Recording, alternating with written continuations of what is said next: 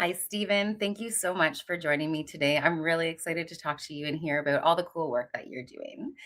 So Hi, I'm Nicole. hoping, hi, Oh, you can introduce yourself and tell us what kind of work you're focused on right now.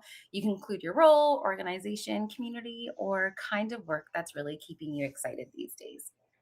yeah, it's great to see you again, Nicole. Hi, everyone. I'm Stephen, and I, broadly speaking, work with nonprofits to leverage technology and data to better serve their communities and deliver on their missions. Uh, at the moment, my current role is I work for March of Dimes Canada. We're a national nonprofit organization here based in Toronto that offers a wide range of services to people with disabilities across Canada.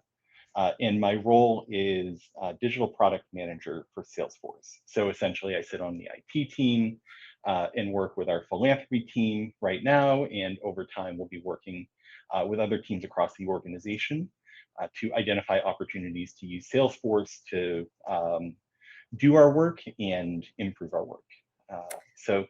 That's what I do for work. I've built a career doing lots of different things. So I've done system administration, operations management, project management. I've worn a lot of different hats, as they say. I've done consulting, and for me, it's about leveraging technology to help mission-driven organizations, progressive mission-driven organizations, do good work. That's amazing and a big role. I think there's a lot of organizations that need that expertise. Some can't afford it. Some just it's like Yeah, piecemeal kind of work that people are sitting on the side of someone's desk or multiple people's desk as a role. yeah. And when that's carved out to be a full-time job, I think that is Mhm. amazing. So kudos for you and to you. Because that's also a big job to make sure that Yeah, systems I, are I think I think it's so important. Like technology it supports everything we do. Like it's the way that we collaborate and communicate and deliver on our mission. And it's hard to prioritize it. You know, there are lots of reasons for that in organizations, but when we're able to, it makes a big difference. And I hear more and more people really tuning in to the Mhm. need for technology. So I'm really glad to see that Yeah, in the sector, and I hope that we can continue the momentum on that. that's awesome. So what drew you into this work in the first place, I guess? Yeah, well, I feel like I've always been very civically minded, and I've always had a great community of people around me that have been really supportive. When I started college, I studied political science. I was interested in civic engagement. I was interested in international politics. I thought I wanted to go into the foreign service, so another kind of service oriented thing, and was interested in Eastern European politics, kind of post-Soviet politics. 2 semesters of Russian convinced me otherwise. But in college, I found other opportunities. I had lots of great teachers growing up. So really, my Mhm. entry point into the nonprofit sector was through education. I think it was probably the end of my sophomore year. I found a volunteer. I was actually an AmeriCorps, part-time AmeriCorps opportunity in the education space. Really enjoyed it. Over the next couple of years, took on more leadership roles with that and stuck with it. And after I graduated, decided to become a teacher. So that was my entryway. I was a teacher for a little bit, elementary special education in the Bronx, and then worked in educational programming for a little bit. And my foray into technology came a little bit later. I took a job working for an organization that managed grants for workforce development, and it was a really cool organization, Mhm. really important work. We were funding uh, employer like employee training, pipeline training for in-demand jobs, youth summer jobs programs, programs to support youth who were incarcerated, who were in the process of transitioning out of Mhm. incarceration. Lots of really interesting stuff there. Mhm. And when they hired me, they said, we just got this tool called Salesforce, and nobody really knows anything about it, and we're hoping somebody can come Please. in and build some knowledge, right? And I Yeah. was off to the races. It was great. I started. Um, managing a lot of like manual processes and Mhm. then starting to migrate things kind of application by application, program by program into Salesforce. And over 6 years, really helped to them to develop a really robust grants management system on Salesforce. Did lots of kind of workflow and process development. Got to work with different teams to identify process improvement initiatives. Uh, did project management. It was great. So I was there for a while. That was kind of I became sold on nonprofit tech. Yeah. And then since then, I've done a few other things. I went to grad school. I moved countries, went to grad school, did an MBA, and then I've worked in a few roles, some consulting. I've worked in a couple of in-house roles since then, but all in the nonprofit tech space. And I think it's really great. So I've always been there. I think having a great community around me. I've been thinking a lot about the thread through it all is, that I've been surrounded by people in caregiving professions my entire Mhm. life, and was drawn into. I feel like they help me understand the world and my place in it, in that context of you showing up with care. And so I think I was always destined to work in a role that's like that. It's Mhm. not, we don't have a monopoly on care in the nonprofit sector, but there are so many opportunities for that. And I think I found that technology work is a great way to express care as well. And I think that's why I stick with it, because when I'm building a system for someone, or I'm helping somebody figure out how to use a tool in their work and gain confidence in that, or make a process or a program more efficient so that we can deliver more effectively or Mhm. reach more people, that is a great kind of expression of care. And I think that's something that I found really motivates me and keeps me in this line of work. Yeah, that it really is. It's beautiful, actually. And I find a lot of people in the nonprofit space have had um, what's the word I'm looking for? But really solid examples of family members, individuals, people in their closest Hmm. circles who provide that kind of support and Yeah. care to their community and to the people surrounding them. So I find that's a common through line across the sector, which is always fun to hear those stories as well, those origin stories. Yeah. So technology obviously is a beast of a topic, and there are all kinds of different challenges and shifts that are currently taking place in the sector. And I'm Hmm. curious, what's like one of the biggest shifts or tension points you're currently experiencing in the sector? Yeah. And I'm assuming it's going to do with technology, but that's totally an assumption. So I'd love to hear more Yeah. on what some of your challenges are there. I think technology has so many examples of things that are challenging. Sure. Everything is just changing so quickly, Yeah. and there's all new technology, and change is always hard. But when it happens so quickly that you can't keep up, it can be a little bit disorienting. And I think that combined with just all the other challenges that we have, I think it's just generally hard to be a person in the world right now. I think it's the hardest that it's been to work in the sector for so many reasons.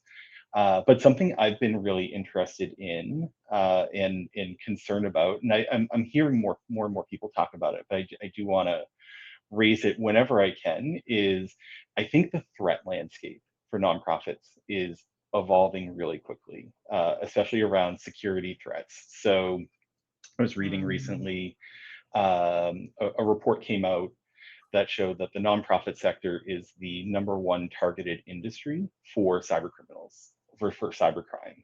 Things like phishing emails. It's really concerning because things are evolving so quickly. It's becoming so much easier and so much cheaper to spin up a phishing campaign, for instance, right? We've got new tools, thanks to AI, that make it possible to do it at a scale that we've never seen before, and mm, also do it in a way that it's really hyper personalized. That actually some of the scam emails that or text messages that come across are really convincing, because now yeah. there's so much information about you out on the internet that somebody can just scrape the internet and figure out like what is the thing that is going to get you to actually click the link. That's really scary. And at the same time, nonprofits are, I think, part of the reason that nonprofits are targeted is because it's well known that we're under resourced. Oftentimes, we have lots of organizations that don't even have a technology resource on staff, let alone a team that have experts in security. And so, it's just it's a perfect storm of Mhm. challenges there. But I'm really concerned about it because I think it's a huge risk. And so many of our organizations work with vulnerable communities that have really valuable data. That data belongs to those communities, right? We're stewards of that, and we want to do well by it. And it's become so much harder, even just in the last year, Mhm. to be able to do that effectively. And we do not have the resources to do it. I think in the way that we would want. So that's a big challenge. Yeah. The good thing is I hear more and more people talking about it. So we should be talking about it. There's also lots of things that are relatively inexpensive and easy to implement. Things like Mhm. multi-factor authentication, having unique passwords, using a password manager, things that you know some organizations, if you're really small and you're not an expert in technology, it might not be the first thing that you think to do, but actually is Sure. hugely important and can help with that. But it's a scary time, and it's become much more scary. And I don't think the threat's going to go away. So I think that's something I would encourage any nonprofit leader who's listening to really prioritize, because like the ground is shifting under us. And it's so much easier now than it was this time last year to do real damage, like to our organizations Yeah. and to our communities. And we're all in it for doing well by our communities. Yeah, that's a huge topic, and I think it is one that often either gets not talked about because it's such a big topic and so concerning, Hmm. and the threat is very real. Yeah. So I appreciate you highlighting it because it is, I agree, yeah, something that we absolutely need to be talking about, and the solutions that you provided are manageable. Like, as long as somebody knows Hmm. how to do that or what to do, or, like, I remember going to with one of my organizations, we actually had, like, a test kind of phishing campaign, and it was sent to Yeah. us to see if we clicked on the links, and it was like, 3 of you failed.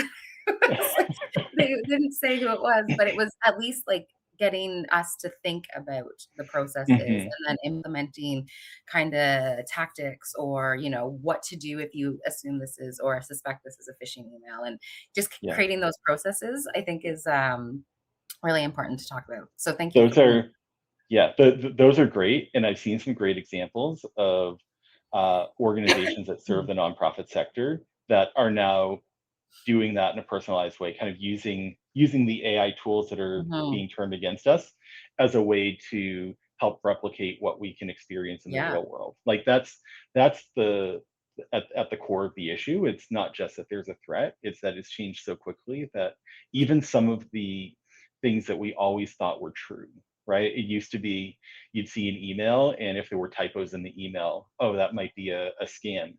Now with AI, you can yeah, get all those typos out there. Now, actually, if it's perfectly written, maybe that's a sign you should take another look. And it's like, what just happened here, right? Like this all yeah. happened in a year. Mhm. So yeah, it's hard, but definitely, unique passwords, complex passwords, multi-factor authentication. If you're able to do that, you're gonna block most of the risk, right? Like, Absolutely. something Yeah, can always get through, but people are also looking for the path of least resistance, and that can put up just enough of a barrier yeah, to help safeguard you. that's fair. So even with those challenges, what's Yeah, bringing you energy and hope lately? This could be like a person, project, shifting yeah, conversation, or something you're seeing or doing differently. yeah. I mean, I've been well. I'll say it's the people that I get to work with, Yeah. and I get to interact with, and the nonprofit hive is such a big part of that. I know I've dropped off a little bit lately with the new job, but getting back on, kind of getting Mhm. adjusted to the new routine. But for a while, I was doing it every week, and getting to meet people who are doing similar work, and hearing all the energy and all the creativity and all the types of challenges. It's great to really see that. Like every time I have a conversation with someone in our sector, I find kind and supportive and encouraging and resilient people Mhm. who are trying to solve, some of the biggest problems that we have in the world. No big deal. And so it's great.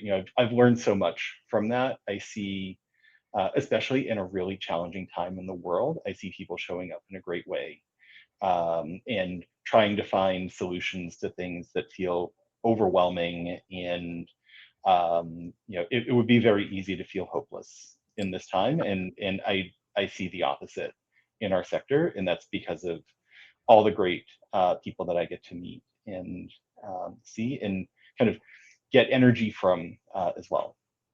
That's awesome, and I agree with you, fully agree with you. I love getting to connect and hear people's stories and just different perspectives, or there's always like, "I had no idea that was a job in the nonprofit space," or "That was a mission," Uh-huh. or like, it's always Yeah. eye-opening, and it's fun to be part of. So I'm curious, why do spaces for connection and community matter in this work for you? It could be like a mentorship or collaboration. I'm just curious what types of Uh, collaborations or connections you're finding important lately. yeah. I mean, well, for the why it's important, I think I'm here because I was part of communities that were really supportive, and Mhm, so it's part of, you know contributing to the world is being a part of that, in doing that.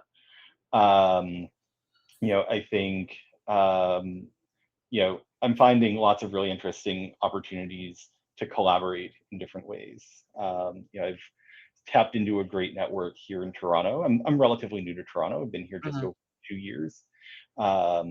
People who are, putting on events, and going to, like Live in the Hive, like we were at a couple of weeks ago, and things like that.